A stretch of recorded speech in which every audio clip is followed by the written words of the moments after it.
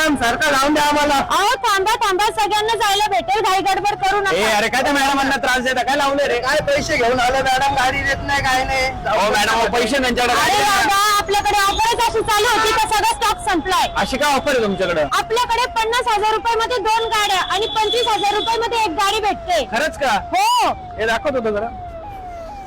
चला माझ्यासोबत, चला चला. अहो थांबा.